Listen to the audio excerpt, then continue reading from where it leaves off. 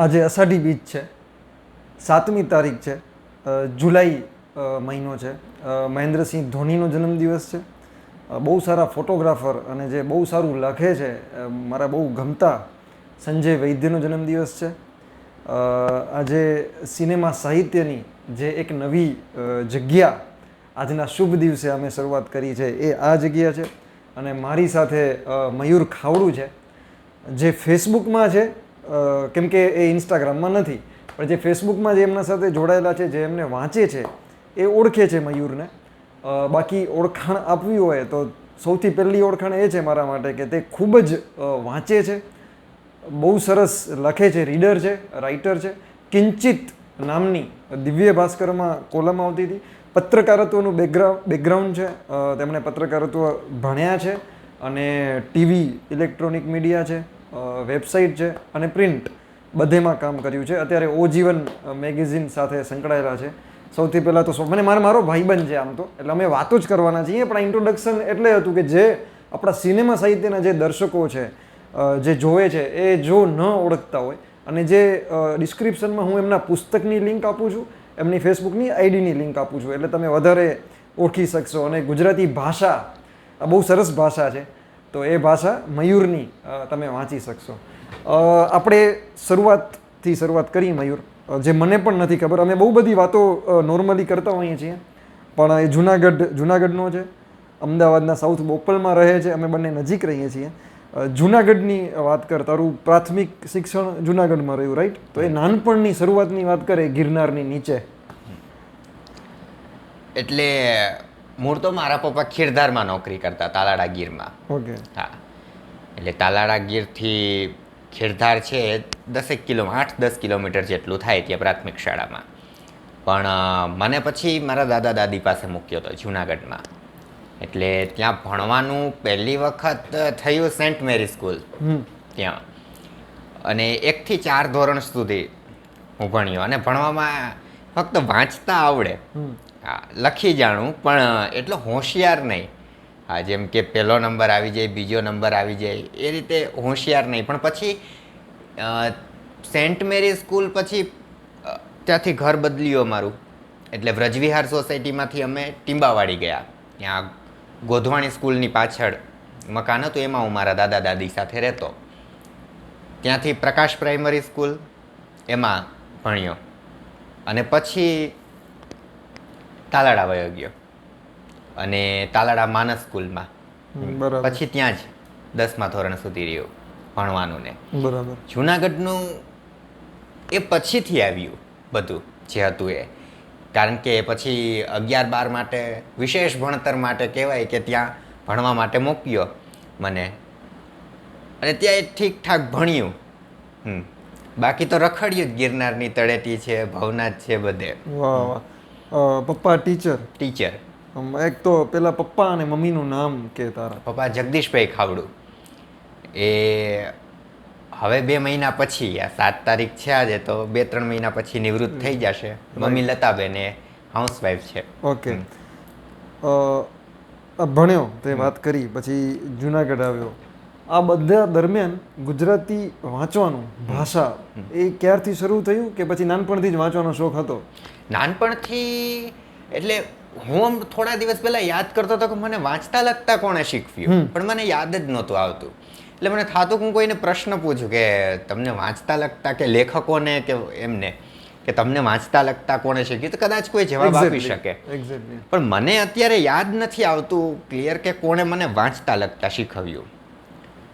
હું તોફાની હતો, એટલે તાલાળામાં હતો, અને 8મું ધોરણ નગર પંચાયત સ્કૂલમાં ભણું.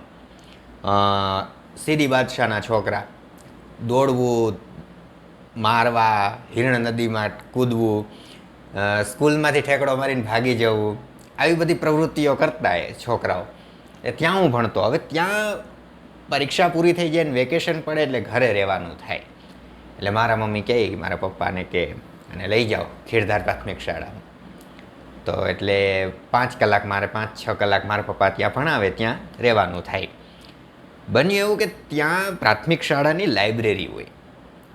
એ લાઇબ્રેરીમાં મને પહેલી વખત રમણલાલ સોની, જીવરામ જોશી, આ બધા લેખકો મળ્યા ઓકે. બાળ સાહિત્યકારના, અને મેં વાંચવાનું શરૂ કર્યું. પણ પછી તો છૂટતું ગયું કે પછી મારે ભણવાનું હોય તાલાડામાં, એટલે પપ્પા એકલા નોકરીએ જતા, પણ અંદરથી થતું કે એ કશુંક લઈ આવે ત્યાંથી, એ કબાટ ભરેલો હતો એમાંથી. તો પપ્પાને એટલી જાજી ખબર નહોતી પડતી, એટલે એ ભદ્ર લઈ આવ્યા એ સમયે.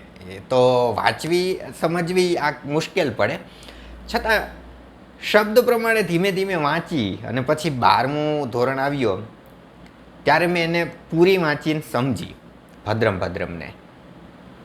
એટલે 8મા ધોરણનું જે વેકેશન હતું ને, પરફેક્ટ કહું તો ત્યાંથી વાંચવાનો પાયો નખાયો, સાહિત્યનું વાંચવાનો. ઓકે. હા, અને એ ત્યાં મેં બાળ સાહિત્ય વાંચ્યું, એ એટલું લંબાણું કે હજુય હું મન થાય તો બાળ સાહિત્ય જ વધારે વાંચ્યું છું. હા, પેલું સાહિત્ય કોઈ એ તો ઠીક છે, પણ બાળ સાહિત્ય કોઈ પણ નવું આવે તો હું ફંફોસી જ લઉં કે ખરીદી જ લઉં. પેલું લખાણ એ ક્યારે લખ્યું?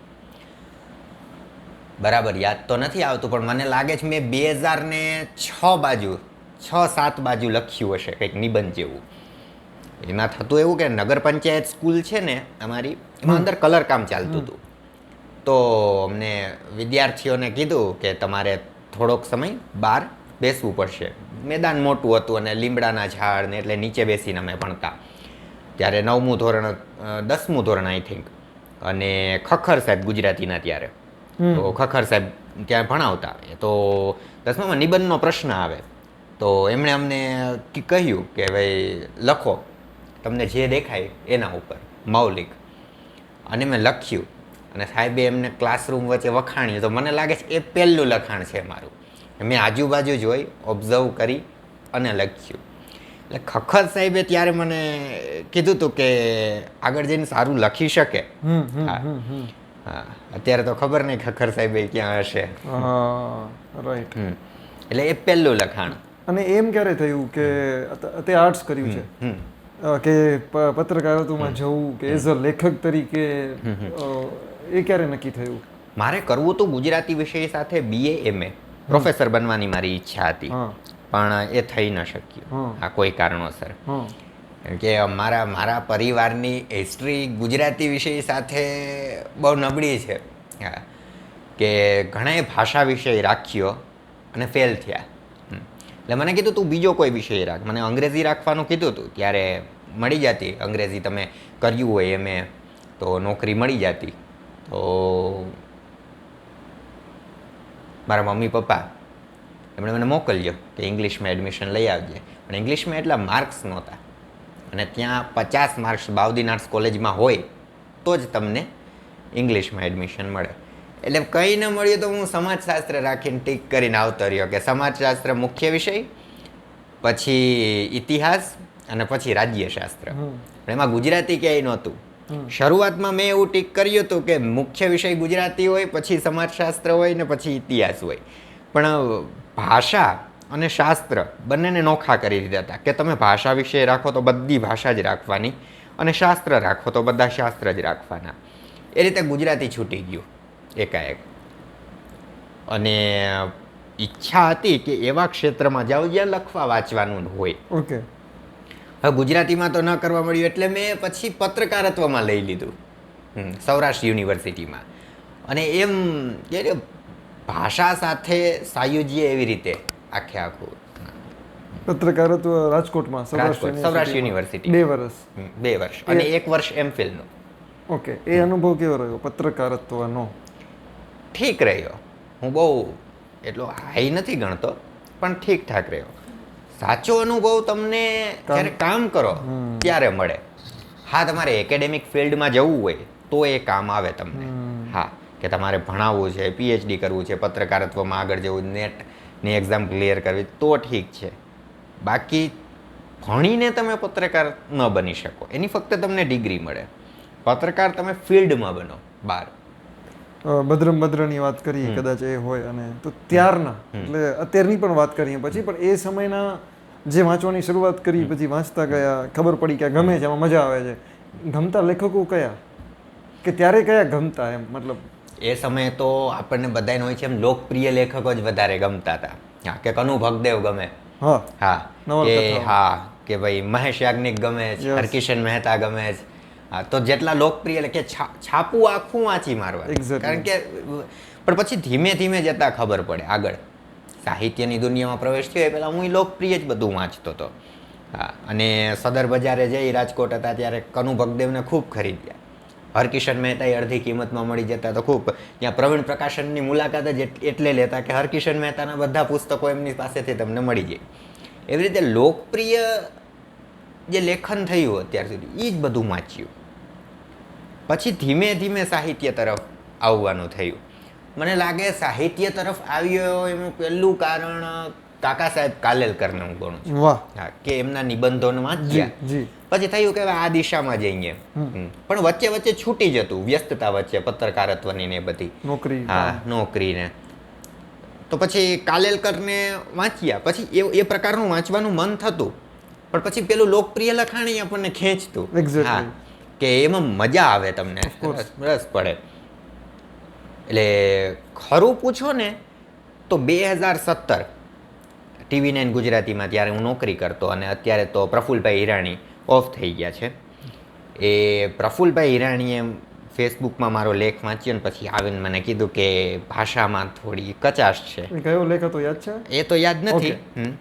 પણ એમને કીધું હતું ત્યારે અને પછી કીધું કે અત્યારે નેશનલ બુક ફેર ત્યારે થઈ અમદાવાદ નેશનલ બુક ફેર થઈ એટલે મને કીધું કે ત્યાં સુરેશ જોશી મળતા હશે, તું ખરીદ લે અને તું વાંચ. એટલે પ્રફુલભાઈ હિરાણીના કારણે પછી ખરા અર્થમાં સાહિત્ય બાજુ વળવાનું થયું. ઓકે. અને સાહિત્યમાં ગમતા વાર્તાકાર? કિરીટ દુધાત. ઓકે. વાવ. નિબંધકાર? કાલેલકર સાહેબ ઉપર? કાલેલકર તો મને બહુ ગમે જ છે. એ સુરેશ જોશી એમાં તો હું નામ એક ન લઈ શકું, કેટલા બધા છે મારી નામ જ પાસે સાંભળવા છે. હા મણિલાલ હ પટેલે મને ગમે છે, મને મહેન્દ્રસિંહ પરમારે ગમે છે. કોઈક નવો વ્યક્તિ નિબંધ લખે અને મને એ નિબંધ ગમી જાય તો એ મારો પ્રિય નિબંધકાર થઈ જાય. નામ કહી શકે હજી પણ? એટલે નવા હોય જૂના હોય યાદ આવે એમ? કેટલા બધા. નિલેશ હમણાં નિબંધ મોકલે છે તો નિલેશ ગોહિલના નિબંધ હોય મને ગમે છે. વાહ. પછી એક ધ્વનિ ત્રિવેદી છે, એ નિબંધો લખે છે, એ ગમે છે. નવા જૂના બે નિબંધોમાં મને બધા ગમે છે. અને નવલકથાકાર નોવેલિસ્ટની વાત કરીએ? ઓછી વાંચી છે પણ અશ્વિની ભટ્ટ. અને સાહિત્યમાં મનુભાઈ પંચોળી દર્શક. ઓકે. એ બેની વધારે. બરાબર. અને મયુર અને પરમ દેસાઈ બંને મિત્રો છે. એમનું આ પુસ્તક છે અજય અમિત અને મિલનું ભૂત. આ કિશોર અને જે મયુરે વાત કરી કે શરૂઆતમાં એ હજી પણ એ વાંચે છે કિશોર, જે બાળકોનું જે સાહિત્ય કહેવાય બાળ સાહિત્ય કિશોર સાહિત્ય એ વાંચતો અને એને પોતે બહુ સરસ મેં વાંચી છે, બહુ જ સરસ છે. આ કઈ રીતે લખાણી? આનો પ્લોટ ક્યાંથી આવ્યો એ કે? અમે માનસ વિદ્યાલયમાં ભણતા. હા. તો ત્યાં રિસેસ પડે ને એટલે રખડવા નીકળી જાય. જૂનાગઢની વાત છે? નહીં તાલાડા ગીર. ઓકે. તાલાડામાં. અને રિસેસ પડે ને તો રખડવા નીકળી જઈએ. એટલે 10 મિનિટ તો મોડું થાય જ પાછું પહોંચતા, ત્યાં સુધીમાં તો બેલ પડી ગયો હોય. તો ત્યાં જે મેદાન હતું એક તાલાડા ગીરમાં મોટું મિલનું મેદાન કહેતા એને, ત્યાં એક જૂની પુરાણી મિલ આવેલી હતી. અને એવું કશું ખાસ એમ હતું નહીં કે ભૂત કે કશું થતું નહીં પણ આ તો મજા આવતી અમને ત્યાં જવાની, રખડવાની બધી. એટલે એ મિલને મેં અહીંયા કાલ્પનિક તરીકે ઉતારી દીધી. ઓકે. આખી. હા એમાં એક ભોંયરું પણ હતું કે આ બાજુથી તમે નીકળો એ મિલની અંદર તો પેલી બાજુ નીકળો, પેલી બાજુ અહીંયાથી જાઓ તો. એટલે આ મેદાનથી શરૂ કર્યું હોય પહેલા મેદાન, બાજુના મેદાન હોય વિશાળ આખું મોટું, ત્યાં સુધી તમે ચાલીને નીકળી જાઓ એવું હતું. એ બધું મેં આમાં નાખી દીધું. મેં કુલ 5 પ્રકરણ લખ્યા હતા. ઓકે. પણ પછી મને થતું હતું કે હજી નથી બરાબર આવતી, એટલે મેં પરમને કીધું. તો પરમ જોડાવા તૈયાર નહોતો પહેલાં, કે તમે લખી છે તમે જ પૂરી કરી નાખો અને તમે જ કરો. હું કહું ના તું આવ, હું કહું આપણે બે સાથે પૂરી કરીએ. એટલે પરમને મોકલી. પછી કેટલાક પ્રકરણ પરમે પૂરા કર્યા. એવી રીતે પછી પુસ્તક પ્રકાશિત થયું. યશવંત મહેતાને અર્પણ છે અને એમણે બહુ સરસ પ્રસ્તાવના પણ લખી છે.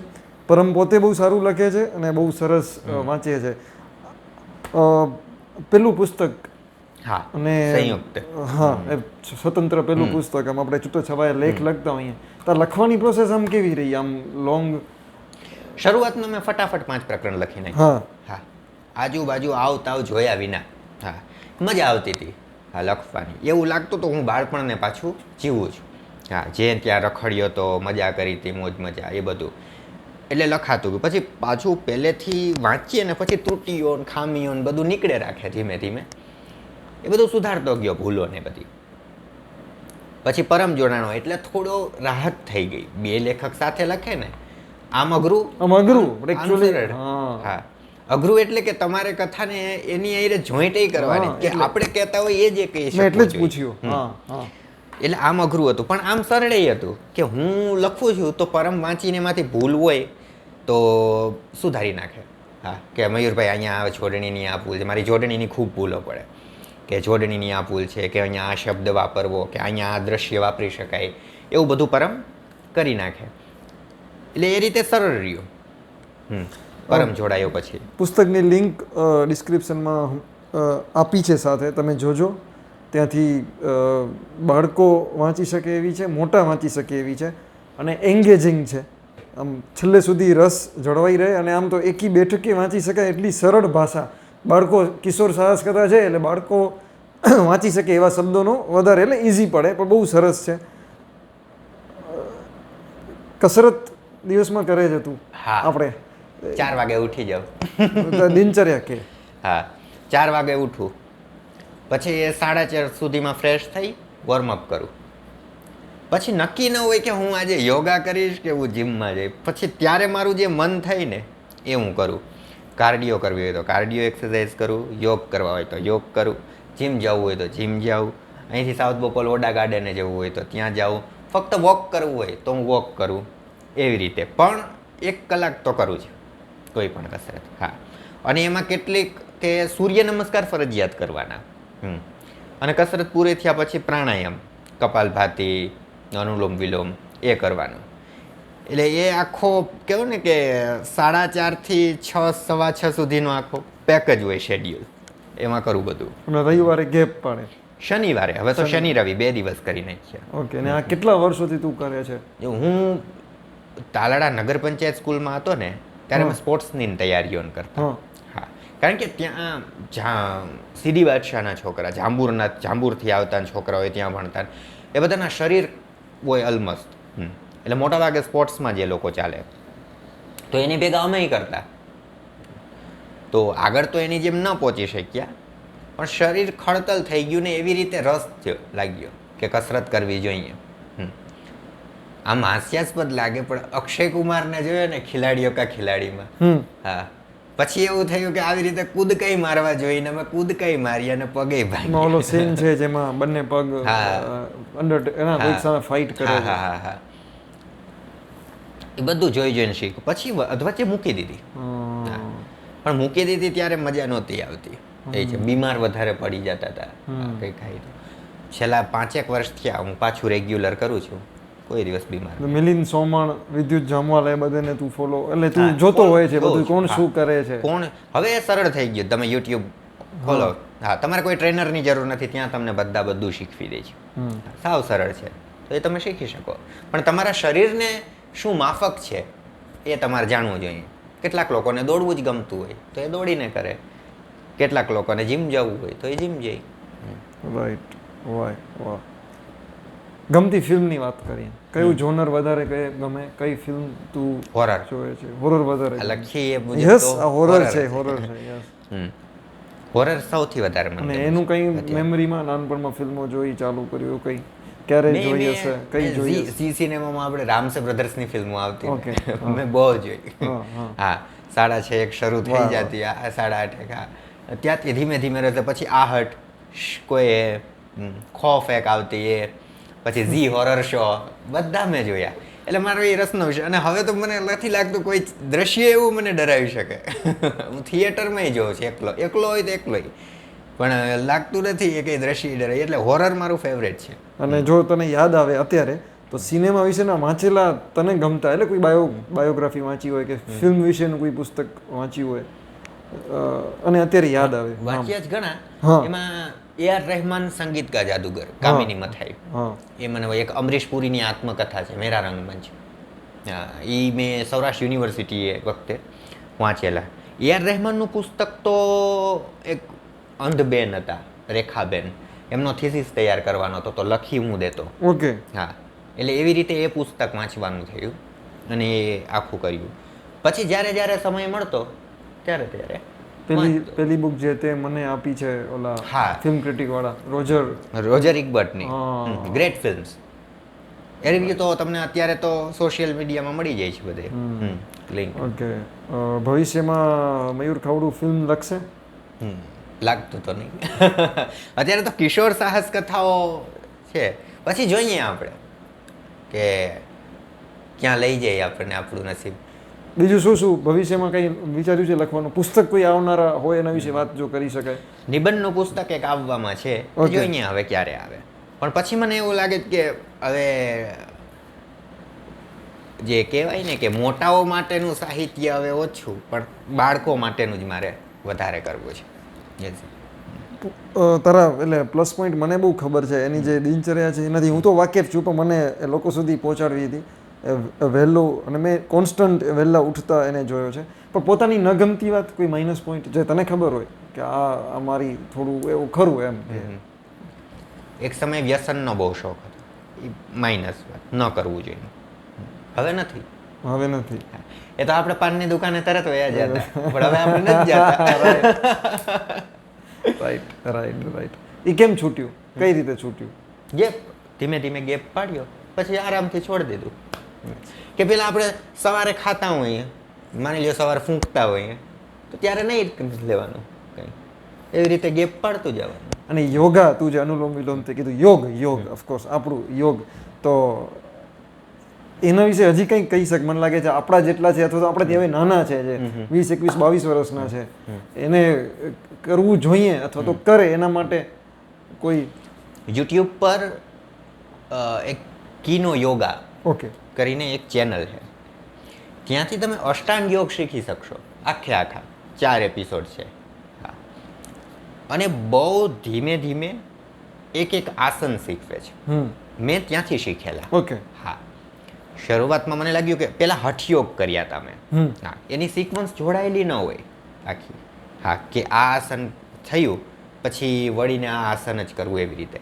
અષ્ટાંગની છે ને આસન, અષ્ટાંગ યોગ છે ને એના તમામ આસનો છે ને એક પછી એક વારાફરતી કરવાના હોય, એવી રીતે. અને થાકે બહુ લાગે એક સમયે તો. એટલે આ મેં ત્યાંથી શીખ્યા હતા. ઓકે. હા, એ કીનો યોગા હતા, એણે મને આખું શીખવાડ્યું. તો બધાએ ત્યાં જઈને એક વખત તો જવું જોઈએ. કિરીટ સરની ગમતી વાર્તાની નામ કે બધી જ? બાપાની પીપર તો બધી ગમે. સૌથી વધારે વીએમ, બાયુ, ભાઈ. ઓકે. હા, બાપાની પીપરે, પછી પાવઈ, લગભગ વાર્તાઓ, ભૂત. એમનું ગમવાનું શું કારણ કહી શકે?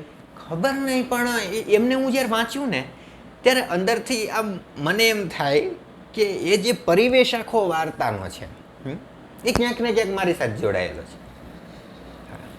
ઓકે. હા, કે વાર્તાની કોઈક ને કોઈક ઘટના સાથે મારે કંઈક સંબંધ હોય ભૂતકાળમાં, એવું લાગે. હા, એવું મને લાગે. બીજું કલા તત્વ ને એ બધું તો અલગ વસ્તુઓ છે. પહેલા તો વાચક કનેક્ટ થવો જોઈએ લેખકની સાથે. હા, અને હું કિરીટભાઈની વાર્તાઓ સાથે બરાબર કનેક્ટ થઈ શક્યો મારી જાતને. એટલે મને બહુ ગમે છે વાર્તાઓ એમની. અને પાછું ઓછું લખ્યું અને સત્વશીલ લખ્યું. હા, કે ઓછી વાર્તાઓ જ લખી છે એમણે, બહુ ઝાજી નથી લખી. ગાલિબ જેવું છે, જાવેદ અખ્તરે કીધું હતું ને કે ગાલિબે એટલું બધું નથી લખ્યું, બહુ ઓછું લખ્યું એ બધાને યાદ છે. હા, એવી વાત છે. પણ હું મારી જાતને એમની વાર્તાઓ સાથે કનેક્ટ કરી શકું.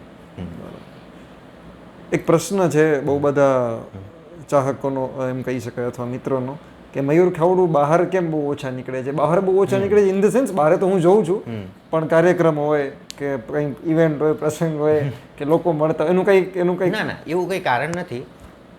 મને છે ને આમ સમય બગડે એ ગમે નહીં. રાઈટ. પાછો પરિવાર એ સમયમાં હું પરિવારને ટાઈમ આપી શકું ને અને એ કાર્યક્રમો હોય એ મને યુટ્યુબમાં લિંક મળી જ જાય તો હું ત્યાં જોઈ લો જ્યારે ફ્રી હોઉં ત્યારે કે ત્યાં શું બોલ્યા એટલે પછી નથી જતો. એવું નથી મળવું ગમતું નથી, ફોનમાં વાત થાય મળવું બધું ગમે, પણ પછી ત્યાં સુધી લાંબા થાવું ને પછી ગમે નહીં. અત્યારે લખનારા લેખકોમાં કોઈ ગમતા જો તું કહી શકે? ઘણા છે એમાં હું આપણા સમકાલીનમાં હા, અભિમન્યુ આચાર્યને મૂકું. અભિમન્યુ સારી વાર્તાઓ લખે, સાહિત્ય સાથે જ જોડાયેલા છે. પછી ઘણા બધા છે, અજયભાઈ આપણા, અજય સોની, સિલેન, વિવેચકમાં ભરત ખેની, પ્રવીણભાઈ કુકડિયા છે, એનું વિવેચન મને ગમે છે, એ સરસ લખે છે. હિરેન દેસાઈ આવનારા સમયમાં સારું લખશે. બીજા ઘણા નાના મોટા નામ છે. સોશિયલ મીડિયા વિપુલભાઈ છે, એ એક છે. શું સોશિયલ મીડિયા ગમે છે એમ પૂછતો હતો વચ્ચે તું, એટલે હું એ જો કે હું વચ્ચે નીકળી ગયો તો પછી આવી ગયો તું એ વચ્ચે. તમારે તમારી વસ્તુનું પ્રમોશન કરવું હોય તો એ માટે ઠીક છે. જો કે હું એ વાતે સ્વીકારું છું અત્યારે કે એણે મને લેખક બનાવ્યો. એક્ઝેક્ટલી. હા, વાહ. કે હું ત્યાં લખતો, લોકો વાંચ, મોટિવેશન મળ્યું, લોકો કહેતાય ખરા આ સુધારી નાખો, આ સારું છે, આ ખરાબ છે, બધું કહેતા. એ ધીમે ધીમે ત્યાંથી હું ઘડાયો. એટલે એનો ઉપયોગ સારો, પણ પછી કોઈકને ઉતારી પાડવા માટે આખું લાંબુ લખાણ લખવું એ સારી વાત નથી. આ સાહિત્ય માટે કે પછી કંઈ બીજું માહિતીપ્રદ કે લખો તો એ બરાબર. નરસિંહ ટેકરીની ભૂત કથાઓ જે નિબંધ છે એના વિશે કંઈક કે? એ નિબંધ છે ને ધર્મેન્દ્રભાઈએ મને નિબંધન પુસ્તકમાં છે, હવે આવશે. હા, તો તમે આ વિડીયો જોઈ રહ્યા હશો ત્યારે પુસ્તક આવી ગયું હશે તો એની લિંક પણ જો જનરેટ થઈ હશે તો હું એ પણ આપીશ. એમાં 13 વાર્તાકારો છે, નિબંધકારો, 13 નિબંધકારો, 13 નિબંધકારો છે, જુદા જુદા નિબંધ, એમાં એ 13નું સંપાદન છે. હવે હા, જનક ત્રિવેદી નિબંધ સ્પર્ધાનું ધર્મેન્દ્રભાઈ કહેતા હતા કે આયોજન કરવું છે ને, એમણે કરી નાખ્યું. હું ત્યારે નહોતો સોશિયલ મીડિયા ઉપર, એમણે મને ફોન કર્યો કે તારે મોકલવો હોય તો મોકલજે. ઠીક છે, હું કહું મોકલીશ. એટલે પહેલાં તો મને કોઈ વિષય આપે ને એટલે હું લેપટોપ ફોફરું કે ભાઈ આમાં આપણે કંઈ એવું લખી નાખ્યું છે તો ઠીક છે. તો ત્યારે મારી પાસે 2 નિબંધ હતા, એક તાળનું ઝાડ અને એક નરસિંહ ટેકરીની ભૂત કથાઓ. એ નરસિંહ ટેકરીની ભૂત કથાઓ છે ને એ બધી કાલ્પનિક છે. ઓકે. હા, કે બધા અફવાઓ ન ફેલાવતા હોય ત્યાં તો આવું થાય ન જવાય, આપણે સાંભળેલું હોય. હા, કે ભાઈ પીપળો હોય તો વાવરું જગ્યાએ ત્યાં પેશાબ ન કરે, પેશાબ કરતા પહેલા ખોખારો ખવાય ને એવું બધું, કે એ બધાને મેં નિબંધમાં પછી ઉતાર્યા. ઓકે. હા, અને નિબંધ બનાવ્યો, પછી તો મોકલ્યો, ભૂલોય નીકળી હતી, બધું થયેલું. પણ હવે એ નિબંધન પુસ્તકમાં છે. એ તો તમે વાંચશે તો ખબર પડશે અને અભિપ્રાય આપે તો. કોઈને ગમે ખરો, કોઈને ન પણ ગમે. ઓકે. તારા લખાણમાં અમદાવાદનું સાઉથ બોપલ આપણે રહીએ છીએ એટલે હોય, જુનાગઢ પણ હોય છે. આ 2 જે જગ્યા છે, અમદાવાદ અને જુનાગઢ, ને અમદાવાદમાં પર્ટિક્યુલર સાઉથ બોપલના વૃક્ષો એ કંઈક, તો એ 2 શહેર વિશે બોલ, કે વાત કર એમ. કેવું હવે કેવું લાગે છે? હવે વધારે જુનાગઢ જતા સારું નથી લાગતું, એવું થઈ ગયું છે ને? હા, કે કારણ કે હું જ્યારે જે સમયે ત્યાં જતો મને બહુ આનંદ આવતો. હવે થોડુંક કહેવાય ને કે કૃત્રિમ થતું જતું હોય એવું લાગે આપણને સિટી. એક સમય અમે જુનાગઢમાં જતા, રખડતા, બહુ મજા આવતી. પણ હવે જાઓ તો એવું લાગે શહેરની આખી સિકલ જ બદલી ગઈ છે, બધું બદલી ગયું છે. કે આ એ જુનાગઢ નથી જે આપણે આ પર્વતને જોઈને એવું લાગે આ જુનાગઢ આવી ગયું, સક્કરબાગ ઝૂને જોઈને લાગે કે આ જો જુનાગઢ આવી ગયું એવું. પણ પછી કેટલાક રસ્તાઓને જોઈએ ને વળતા, એટલે આમ આશ્ચર્ય થાય મને તો કે આ વસ્તુ અહીંયા હતી, આ વસ્તુ અહીંયા હતી, કારણ કે ઘણા વર્ષોથી છૂટી ગયું છે બધું. તો પાછું જઈને ત્યારે આપણને શું કે એનું એ ન હોય ને તો આપણને ન ગમે. કે પેલા ભાઈની ચાની રેકડી તો અહીંયા જોવી જોઈએ જ્યાં આપણે ઊભા રહેતા, આપણે કનેક્ટેડ હતું, તો આપણે એને જોઈએ તો આપણને મન થાય. ત્યાં અત્યારે જુનાગઢમાં કોઈ વસ્તુ એક જેવી રહી હોય ને તો હું જ્યાં વાળ કપાવતો ને વાળ જ હા, એનું નામ મયુર જ છે. હા, એ વસ્તુ જેવી આપણે જોઈએ ને એવી જ રહી. બાકી મેં ઘણી વસ્તુઓ બદલી ગયા. કેટલાક લોકો કે દુકાન વેચી નાખી તો એ રીતે બદલી ગયા, કેટલાકે બીજી દુકાન કરી નાખી તો એ રીતે દુકાનો બદલી ગઈ, એ રીતે બધું બદલતું ગયું, પેઢી બદલાઈ હા ઘણું બધું. એટલે હું એની સાથે પછી જુનાગઢ એટલું જાઉં તો એ કનેક્ટ નથી કરી શકતો, અને હવે તો 2 વર્ષ જેવું થયું હું નથી ગયો. નથી જવાનું ઓછું થઈ ગયું. અને અમદાવાદનું સાઉથ બોપલ એ કઈ રીતે ગમવા લાગે? સાઉથ બોપલ એટલે કેમ કે એ બદલે છે તો એ મારી નજર સામે બદલે છે, એટલે હું એનો સાક્ષી છું આખી વાતનો. હા કે અહીંયા આ બદલ્યું તો આ બદલ, કદાચ હું બીજે વયો જાઉં ને અહીંયા પાછો આવું તો તોય મારી સાથે જુનાગઢ જેવું જ થાય. હા કે આ મેદાન ખાલી હતું, અહીંયા બિલ્ડિંગ નહોતી બનવી જોઈતી, હા ત્યાં આપણા થોડાક સંસ્મરણ હોય કે આપણે બે ત્યાં ચાલતા હોઈએ, પણ હવે ત્યાં બિલ્ડિંગ બની ગઈ તો તમે ચાલી ન શકો એવી રીતે. મને એટલે એવો વિચાર આવે કે લેખક એટલે એમ એક જાણીતું કોટ છે એમ કે લેખકની આજુબાજુ જે વ્યક્તિ હોય કે વસ્તુ હોય એ વાર્તા બની જાય. એટલે આમ નવું નથી, તેમ છતાંય મને એવો વિચાર આવે કે સાઉથ બોપલ છે એ પણ કોઈક નિબંધનો ભાગ હોઈ શકે એમ. મયુરના લખાણમાં સાઉથ બોપલ, કેમ કે આમ કોન્ક્રીટ છે, આમ ટ્રાફિક છે, પબ્લિક છે, અમદાવાદ આખું ફાટે છે એમ લોકોથી અને વાહનોથી, ટ્રાફિકથી, પણ તેમ છતાંય એમ સાઉથ બોપલ આપણા નિબંધમાં આવી ગયું એમ. આવે કેટલીક વસ્તુ હોય આપણને ગમી જાય. આપણે વાર્તાઓ પણ સાઉથ બોપલની આજુબાજુ વિચારી હતી એમ. બિપિનભાઈ છે જ સાઉથ બોપલમાં આપણા સારા વાર્તાકાર છે. યસ. વિરાટ કોહલીએ T20 માંથી રિટાયરમેન્ટ લીધું અને તારો પ્રોફાઇલ પિક્ચર વિરાટ કોહલીનો છે. તું ક્રિકેટ પ્રેમી છો, કદાચ ઓછા ને એટલે એટલી બધી નહીં ખબર હોય લોકોને. મજા આવે રમવાની જોવાની મને. હવે તો રમવાનો ઓછું ઘટી ગયું છે. પહેલા બહુ રમતા. વિરાટ ગમે વધારે કે? હા અત્યારે છે તો ગમે છે, ભવિષ્યમાં જોઈએ ક્રિકેટ છે, પેલા સચિન નવું આવશે કે પછી કોણ આવે છે નવું, પણ અત્યારે તો વિરાટ કોહલી ગમે છે. આયુષ્માન વિશે કે? મારો છોકરો છે. એનું નામ મેં અંધાધૂન ફિલ્મ જોયું ને પછી પાડ્યું હતું. ઓકે. હા મને એ ફિલ્મ બહુ ગમેલી અંધાધૂન. એટલે મેં મારા વાઈફને કીધું કે આ નામ આપણે રાખીએ તો કેવું રહે, હું છે સરસ, પછી અમે રાખ્યું આયુષ્માન. આજે ફાઇનલ મેચ હતી, મને પાછું યાદ આવે છે ક્રિકેટ. તું આપણે વાત થતી, તું શરૂઆતથી કહેતો હતો તને ખબર છે કે આપણે જીતવાના છીએ આ વખતે, અને મને આમ એવા થઈ ગયા હતા કે નથી જોવું એમ, ઇગ્નોર કરીએ, કેમ કે જે પાછલામાં આપણે આગળ આવીને રહી જતા હતા, પણ આ વખતે ખરેખર જીતી ગયું એમ. એટલે હું એ જ યાદ કરતો હતો. નાઈસ. મિત્રો વિશે કે તારા જુનાગઢના મિત્રો, અમદાવાદના મિત્રો? જુનાગઢમાં હવે કોઈનો ફોન આવતો નથી ત્યાંથી મિત્રોનો, પણ એક બોરીચા હરેશ છે. બોરીચા હરેશ, ઓકે. એક પારઘી સંજય, અમે બે બાઉદીનમાં હતા, એ સંસ્કૃતમાં, હું સમાજશાસ્ત્રમાં. પછી એક પિન્ટુ, એક જોશી ધવલ, આ 4. એક મયુર યાદવ કરી. બધે હજી જોડાયેલા ખરા કે ના? કોઈક વાર વાતો, ક્યારેક વાત થાય, વચ્ચે થઈ જાય. હા, અને હવે તો કામ પૂરતી જ વાતો એવું થઈ ગયું. સાચી વાત છે કે કામ હોય તો, પણ આટલા મિત્રો હજી છે. અને પછી પ્રોફેશનલ જે મળ્યા મિત્રો, એ પછી એ મિત્રો અત્યારના અમદાવાદના મિત્રો નિલેશભાઈ છે. નિલેશભાઈ તમે છો, એવી રીતે 2-3 જ છે. એટલે એવા કોણ છે મિત્રો જેની પાસે મયુર ખુલે છે? તું મારી અત્યારે ખુલે, મયુર બહુ ઓછું બોલે છે અથવા તો એનો સ્વભાવ છે, પણ અમે છેલ્લા ઘણા સમયથી કુદરતી એક પેલો સંજોગ એવો સર્જાયો કે અમે બહુ કિલોમીટરની અંદર અમારા બંનેના ઘર થયા. એટલે પણ તું એવા કેટલા જણા આજુબાજુ જેની પાસે તું આમ ખુલે છે આ રીતે? એક તમે, એક નિલેશભાઈ, એક નિલેશની સાથે હમણાંથી પિયુષ આવે, પિયુષ કનેરિયા, એ બસ 2-3. પછી તો હું મળતો નથી તો પછી કેમ ખુલું. હમણાં શું વાંચે છે? હમણાં વાંચવામાં નિબંધન પુસ્તકના બધા નિબંધો વાંચ્યા, કેટલા હતા એ તાજું વાંચ્યું છે. પછી હવે જોઈએ, હવે અંગ્રેજી વાંચવાનું કેળવવું જ ધીમે ધીમે. કે અંગ્રેજી બાળ સાહિત્ય ને બધું છે, હાન્સ એન્ડરસનનું ને એ બધું, રમણલાલ સોની અનુવાદ કર્યું તે વાંચ્યું, એ થોડુંક મારે પુનરાવર્તન કરવાની ઈચ્છા છે. ઓકે. હા, એ મૂળ ભાષાનું અને રમણલાલ સોનીએ અનુવાદ કર્યું એ, એટલે હવે પછી ઈ વાંચવાનું શરૂ કરવાનું, નિબંધન પૂરું થયું પછી. હવે જો તને આમ યાદ આવે, છેલ્લા પ્રશ્નો છે, 1-2 છે, તો તારા ગમતા એટલે ઓલ ટાઈમ ગમતા પુસ્તકોના નામ તું આપતો જા, જે તને યાદ આવે.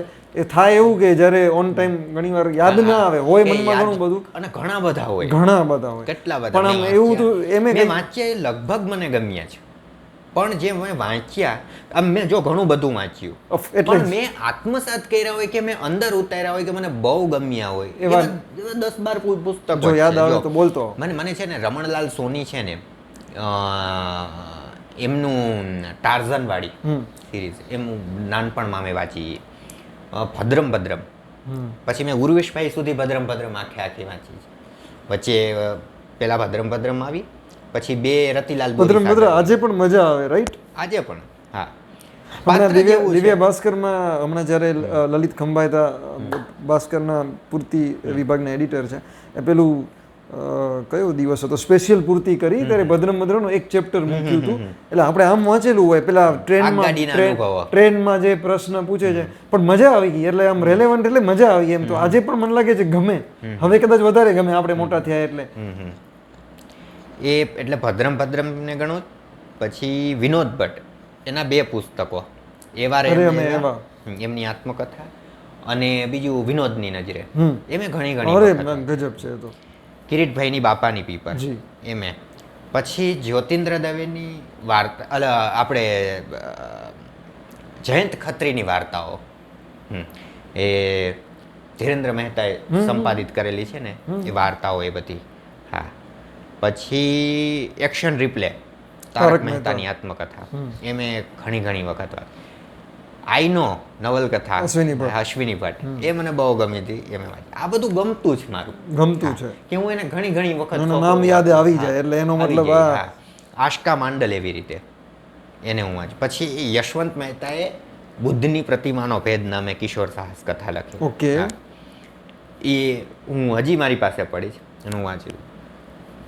થોડુંક હજી વધારે છે, પણ આટલા અત્યારે યાદ આવે છે કે હું એને વારંવાર વાંચતો. આમાં આપણે માર્ક કરશું ને તો હાસ્ય લેખકોના નામ વધારે આવ્યા.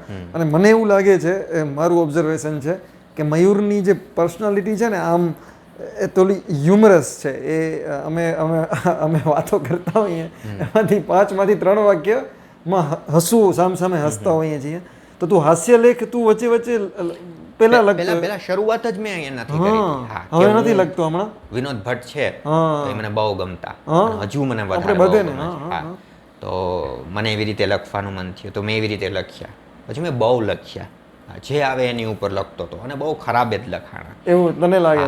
પછી મેં લિસ્ટ કાઢ્યું ને કે આમાંથી સારા કયા છે, આખું કે 60-70 લખ્યા બહુ પહેલા આર્ટિકલમાંથી, તો બસ 6 નીકળ્યા. એ 6 પણ એ જે છેલ્લે લખ્યા હતા, સાવ 6, એટલે 6 જેવા લખાણા સારા, સાચવી રાખ્યા. રાઈટ. હિન્દી પુસ્તકોના નામ કહી શકે? હિન્દી હું બહુ નથી વાંચતો, પણ તો તે વાંચ્યું છે. તો મેન ગુલશન નંદા, આપણે એમને વાંચીએ. અને પેલા હમફિદાએ લખનઉ, અમૃતલાલ નાગર, હા, એમની લખનવી શૈલીની બધી વાર્તાઓ છે, એમને મેં વાંચી. બહુ મેં હિન્દીમાં વધારે વાંચ્યું નથી. કનુ ભગદેવની ગમતી નોવેલ તે વાંચેલા, એમાં અત્યારે યાદ આવે. અત્યારે તો એક પણ પર, હા, ગૌતમ શર્મા મને યાદ આવે. એનું આપણે પાણીનું પાર્સલ અને દોષિતા, જયભાઈએ સરસ લખ્યું હતું પાણીનું પાર્સલ વિશે. પૂર્તિઓ અત્યારે બધી તું વાંચે છે? ના, હવે નથી વાંચતો. પણ ધીમે ધીમે ઘણું બધું છૂટતું ગયું વ્યસ્તતા વચ્ચે.